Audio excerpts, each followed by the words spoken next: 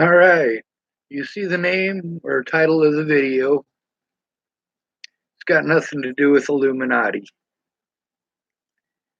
There are no Illuminati aliens out to eat your children. It's a good name for a video, though, right?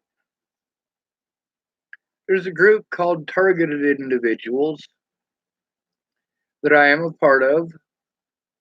And whenever they have somebody on there who wants to blame the Illuminati or aliens, I start making jokes about their tinfoil hats. That's because people are selfish and so are their motivations. Pretty simple. My selfish motivations are that I love my friends. But that's not it. That's not all of it. It really isn't. People keep saying, Sean, why did you throw these people under the bus if you love them so much? Well, for their own protection. Each one of these people that let me know that they were afraid, I made sure that it was public. If these predators are really out to get them, whether it's Ted Bollinger or Illuminati aliens, yeah, I'm going to voice it. I'm going to make those people afraid to go after their victims. See, it's one thing to go after a complete stranger who you think you can get away with taking out. It's a different thing entirely when all the fingers are pointed at you. Yeah, maybe you should think twice about it. Do I believe Ted Bollinger is going to hurt any of these people? Fuck no, I am too goddamn loudmouthed. Now, my most recent conversation, sorry about that, I'm shaking this for these things at the bottom. I'm rolling them into a cigarette. Mandy Hughes let me know that she was afraid. Well, that's fine, Mandy. Ted Bollinger is not going to come after you because he is too afraid. Why is he too afraid? Because I got too big of a fucking mouth. And I'm going to keep my big fucking mouth for a reason. When I decided I was going to go after predators, yeah, I wasn't willing to go after them the way that these loudmouth wannabe tough guys do. Oh man, if I encountered a child molester or a fucking sex offender, I'd cut his balls off. You know, if I encountered a child molester or a sex offender, I'd fucking kill him. No, you fucking wouldn't. I said I would expose them, and I meant it. But a lot of you guys didn't expect that I would expose women. Ah, yes, a woman can be a sex offender. One of these sex offenders is Rachel Klang's sister. Rachel Klang is one of the people that, if you followed my stories, there was only two people that actually went out and had fun with me between when I left Virginia in 2016 and when Natalie Bollinger died in 2017. That was Chelsea Worsing and Rachel Klang. Rachel Klang was molested by her sister, Rebecca, who is a mother now.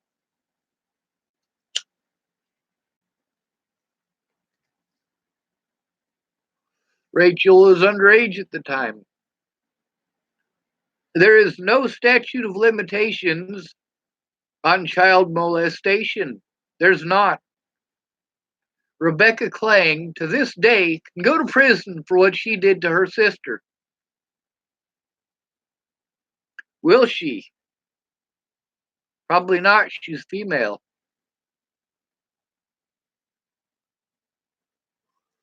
One of the other people that I talked with tonight, I talked with two people that I care about very much.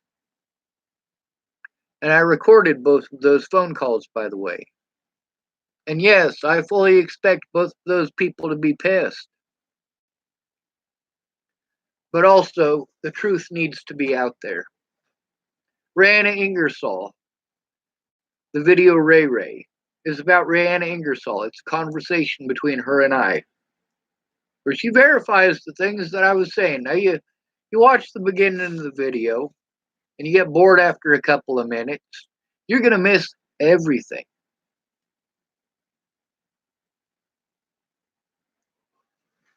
What is my selfish motivation for exposing that shit? Well, first of all, those two little girls are pretty fucking rotten.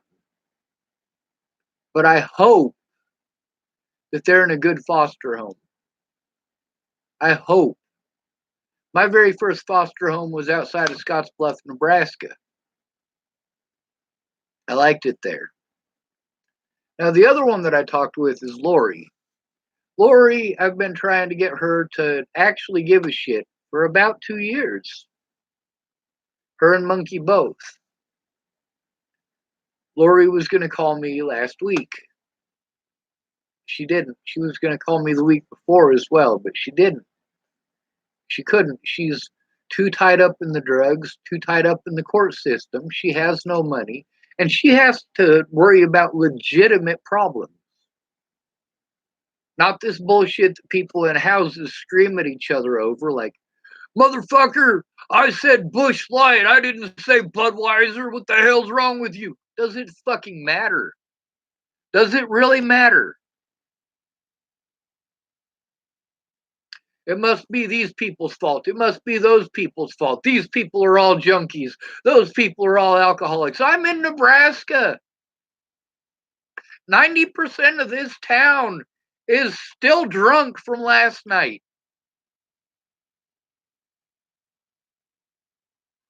They'll get that drunk tomorrow night, and the night after, and the night after, and the night after. And on Sunday, they will bitch, whine, moan, and complain because they can't buy any liquor. They'll go through $30 to $50 a night in alcohol and complain that minorities and immigrants are the reason that they're broke. There are not even a handful of minorities in this town, if any. You might as well blame it on the Illuminati and purple fucking aliens and unicorns. That is how far-fetched these inbred ingrates truly are in their belief system. And they want to call me the crazy one. I am crazy. We're all fucking nuttier than squirrel turds. Abstract thought is crazy. There are no other animals on the planet that have abstract thought. We can train them through fear or through enticement with candy. Not literal candy, but through food. A lot of people train their dogs by beating them. If you beat your dog because it doesn't sit when you tell it to, that dog is afraid of you. It's not sitting as an abstract thought. It is sitting because it is fucking scared shitless of you. Some people train their dogs with food. That dog isn't sitting as an abstract thought. That dog is sitting because it wants your food. I train dogs with love. When a dog does what it's supposed to, I tell it what a good dog it is. You are such a good boy. Stretch it behind the ear. Stretch it underneath the jowl where it makes it feel extra good and releases endorphins into the dog's system.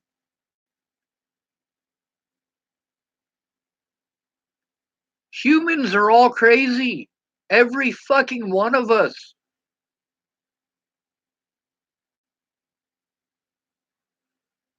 What did it take for Lori to call me? Well, she's scared shitless. She's got court coming up. She is trying to get help. She's trying to get off the fucking drugs. She needed somebody to talk to because it was late at fucking night. Who else is she going to talk to? She knows I used to help people out who are in her position. I can't now. That's what happens when your name gets slandered the way that mine was. So goes life, right? That's not the way that life should be. When Miss Jerry needed my help, she didn't have to beg me for 6 months or a year. She got the help that she asked for. Instead of me fishing for excuses not to go help her the way that she did. Same thing with Miss Jenny. Same thing with Lana. Same thing with Amanda. When these people needed my help, they got it. Same thing with Jamie. And all of these people fished for excuses not to keep their word. Same thing with Kayla Trujillo.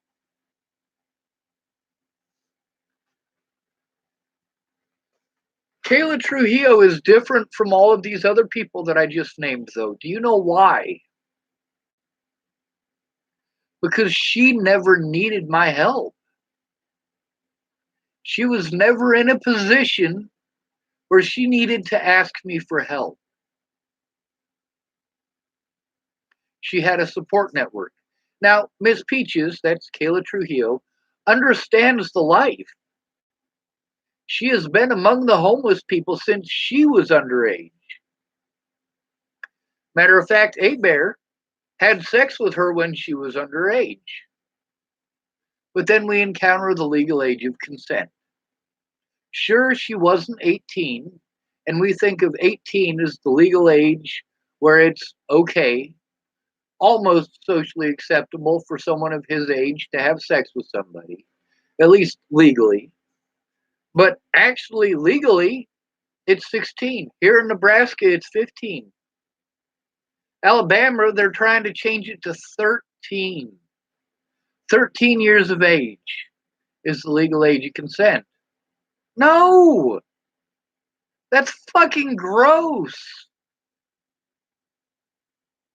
Now, a lot of people, they try to bring up the argument of, well, you know, back in medieval times, a 40-year-old man would marry a 13 or 14-year-old. That doesn't make it okay. And then there's the sick son of a bitches who say, if she's old enough to bleed, she's old enough to breed. Ew! Or if there's no grass on the field, go play in the mud. Ew! It doesn't matter what excuses you make. We get to hear about the Catholic loophole. It's not a loophole, it's a butthole. You're not a virgin anymore. Oh, well, you're still a virgin because it was just in the butt. No. Sodomy is just as wrong according to the Catholic religion. I'm not Catholic, but I also don't have sex. I'm not interested in sex. I have to make an emotional connection with you to be willing to do something so gross. And I'm not talking about in the butt, I'm talking about just missionary. I'm not going to go playing around with somebody that I don't know. I'm not going to get drunk and be like, oh, well, you know, it's all right because I'm drunk. That's gross.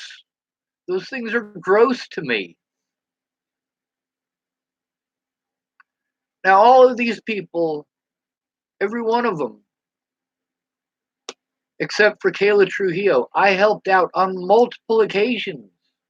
All of these people, we made agreements. And I withheld what? Nothing. Nothing at all. I fulfilled my end of the bargain, and they did not keep theirs. And that is our history. That's my history with Miss Jerry. That's my history with Miss Lana. That's my history with Brandon Edward Jepson. That is my history with a lot of people. With Lana, she was my marijuana salesman. The only reason that I knew Lana Engeline existed is because she used to sell marijuana to my child molesting little brother, Michael. His full name is Michael Allen Albert, and he lives in Iowa. Now, Lana, I used to give her money to get my marijuana, and then she would withhold that marijuana because she wanted free labor out of me. She would literally smoke out of my bag of marijuana in front of me and tell me that I couldn't have any until I did this or I did that. You have no idea how many times I scooped up dog shit in her backyard so that I could smoke my own marijuana. Back in the day, I used to smoke it a lot more than I do now. I'm not going to pretend that I never smoked marijuana. I will never pretend. I won't. When it comes to marijuana, I'm not going to hide the fact that I smoke it occasionally. And back when I smoked it every day, I didn't hide the fact that I smoked it every day. I do see a place for marijuana in our society. I see a place for marijuana worldwide. But the thing is, I don't like being stoned. I also don't like having to deal with people because they're stupid. The larger the group of people you get, the more stupid they get. If I have to be in and among a large group of people, yeah, I do need to be stoned. I really do. Otherwise, I catch too much of what's going on. Now, is that because there is some CIA brainwave being beamed into my head? No. Is it because some alien came down and is controlling me with its mind? No. Is it because the Illuminati is paying all of these people? No. Each one of these people has selfish motivations.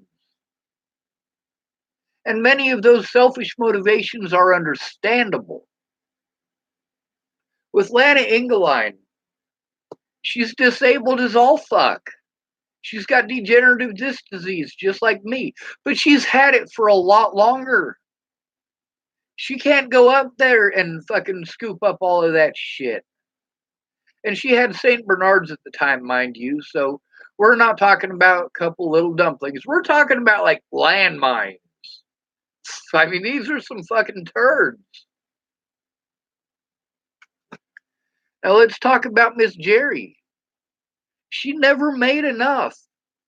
She never made enough in childcare, in educating your children. Miss Jerry never made enough money to take care of her and her children. She always needed help, whether it was me helping or Lana helping or, well, any number of people helping.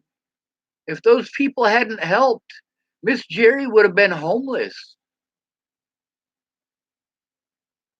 She admitted that at least two of the guys that she stayed with, that she was girlfriend of, she was their girlfriend because she didn't want to end up homeless.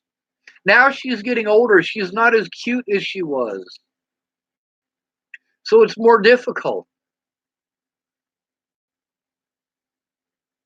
Yes, her motivations are selfish. She doesn't want to end up homeless. She's never been homeless and she fears homelessness. Do you know why?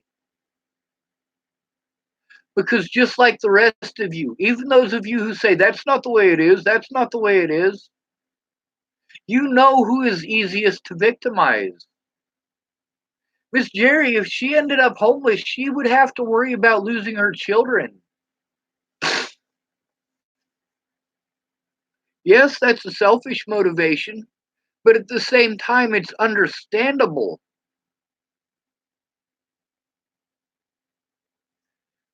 The same thing with Rihanna.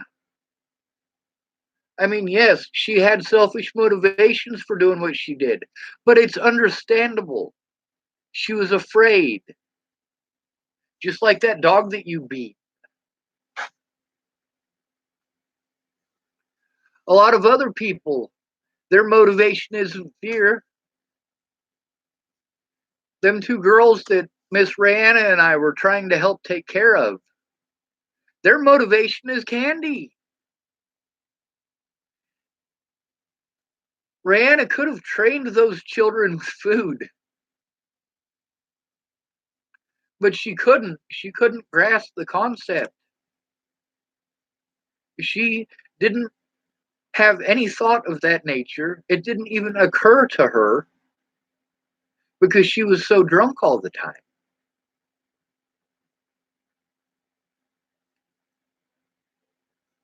And then you've got the people who you can train with love. You can teach them how not to be pieces of shit using love. There was a guy that we called Face, Face, Face. That's what he went by. This guy had been homeless since he was 13 years old. He was about 23 or 24 by the time I met him. All he knew was running around and stealing from people. That is what he knew. He had himself a girlfriend who was going to college there, and he was living in her dorm room. And he had it in his head that things were going to go better. Well, he got himself a job, believe it or not. I was teaching him that he doesn't have to be that way. He doesn't have to be two-faced. He can be a good person. He doesn't have to steal from people. He doesn't have to lie and cheat to get by. Now, don't get me wrong, as a matter of desperation, yeah, by all means. If you have to steal from a corporation to feed your kids, do it. You have my full support. I'm not going to help you steal it, but I'm not going to stop you, and I'm not going to call the cops on you. I'm not going to tell that corporation or the manager working there that you stole it. I'm going to mind my own fucking business. I'm not going to pretend that it's because of aliens or the Illuminati or CIA brainwave machines. There's a group that I'm a part of. I was invited to this group when Natalie Bollinger was killed. It's called TI, Targeted Individuals. And I comment on a lot of their stuff. I do. I go in there and I see stuff on the Illuminati and I make fun of them for wearing tinfoil hats. When people start talking about CIA brainwave guns and stuff like that, I'm like, hey, you're schizophrenic. That's also the thing that I say to the people who think that it's Satan. You are schizophrenic. You are delusional. Your thought processes are not all there. It's because you're crazy. You have abstract thought. You think it's angels or the devil or God or Jesus or whoever. And it's not. I have seen too many use in the name of Jesus, in the name of Jesus, to get what they want. Because they said in the name of Jesus, it shows me that they're a manipulator. Like that Tebow feller praying on a football field. That's for attention. That's what you do for attention. You pray to God in front of everybody. Guess where I learned to do this from? This thing with my hand. I learned that from my dad. My dad used to do it this close to my face. Like, okay.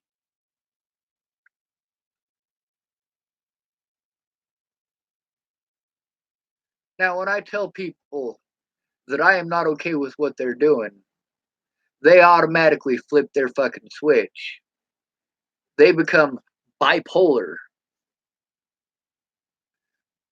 The lady who, when I was in the jail, she came and sat down and talked with me. And she was writing down stuff when I was explaining to her about the situation in Scottsbluff, the situation with Lana, and how fucked up the shit in the jails was. She was writing down things that I wasn't saying. And I told her that I had a severe issue with that. So she called me delusional.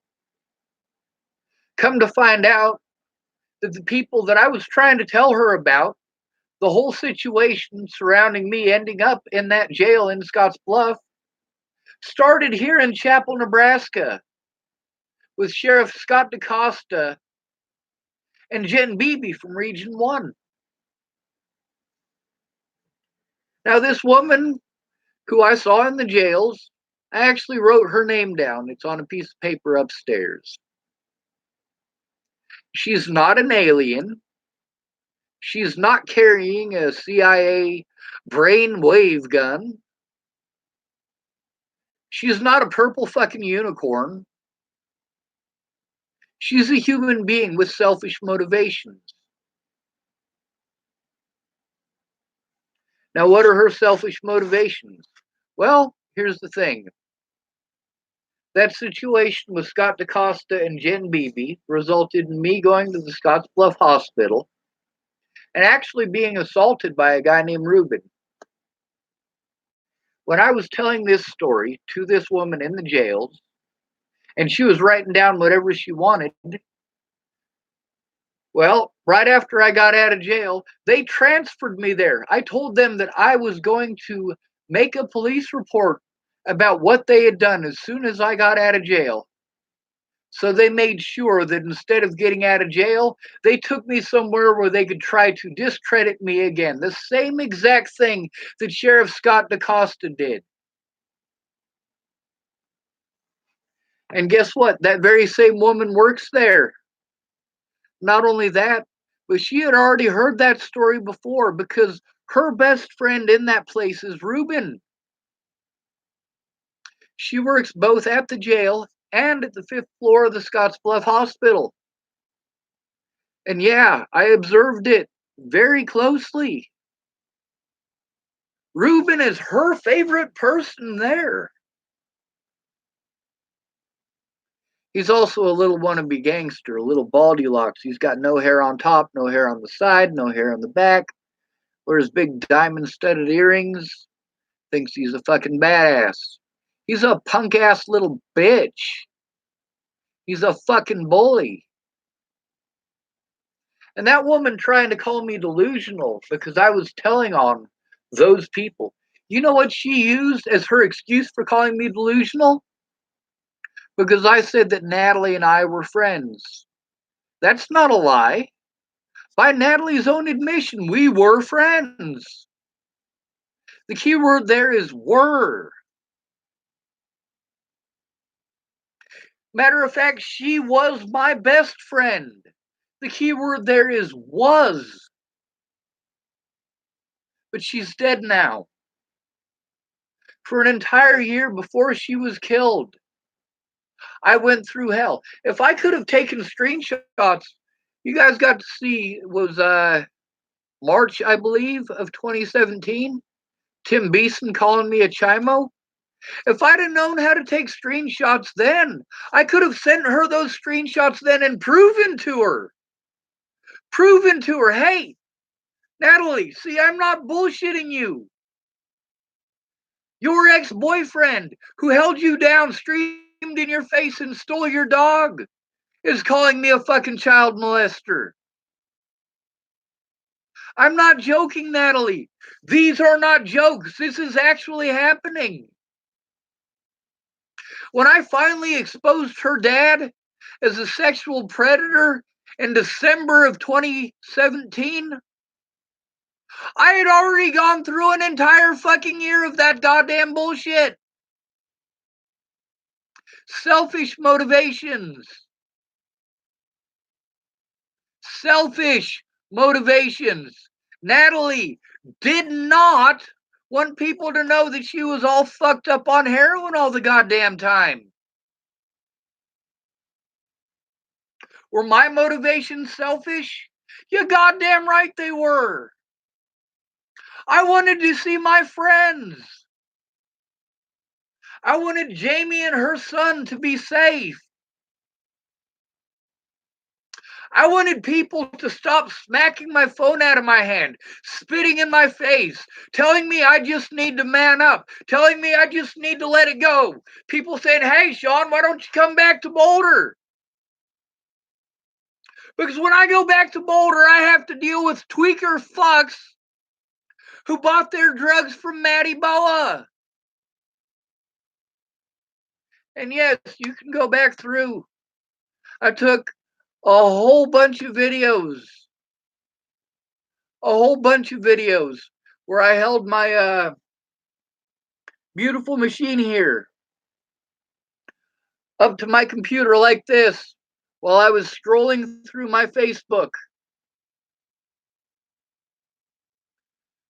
I did that with the messages between myself and Joanna Taylor Smith. I did that with myself and Natalie Bollinger's stuff. I did that with myself and Maddie Boa's messages. I still have to finish up Natalie Bollinger's. Now, I did post up all of the screenshots. When I was finally able to learn how to do screenshots, it was after Natalie was already fucking dead. I wanted her to call off the fucking dogs. Alicia Bollinger knows that I would not do something like that. Natalie Bollinger, on her last public post, she admitted that we didn't have a sexual relationship. Her dad is a sick fuck, though. Every time somebody calls me a sick fuck, I get on here and I make a video. And I make sure that I mention Ted Bollinger in that video.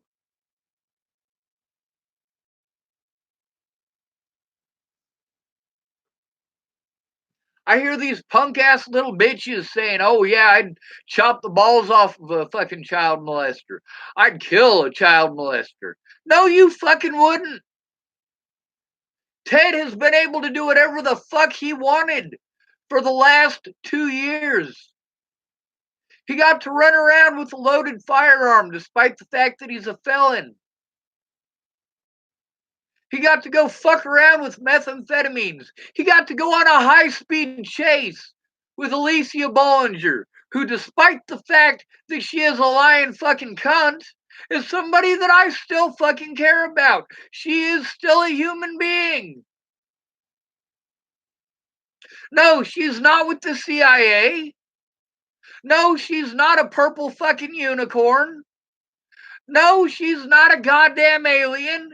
She is a selfish druggie, okay? A selfish druggie. Matter of fact, I'm going to say the term that you find derogatory. She is a selfish junkie. Lori is an addict. But Lori isn't skinny and short and pretty. She's not. She's still a good-hearted person, but she still has her selfish motivations too. But at the same time, she is 100 times better a human being than Alicia Bollinger will ever be. And that's sad because people will listen to Alicia. If Alicia was the person that her sister was, the wonderful excuse for a human being that her sister was, because Alicia is so pretty, she could change the world.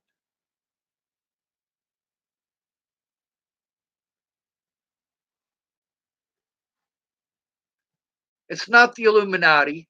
It's not aliens. It's not the CIA. It's not fucking unicorns.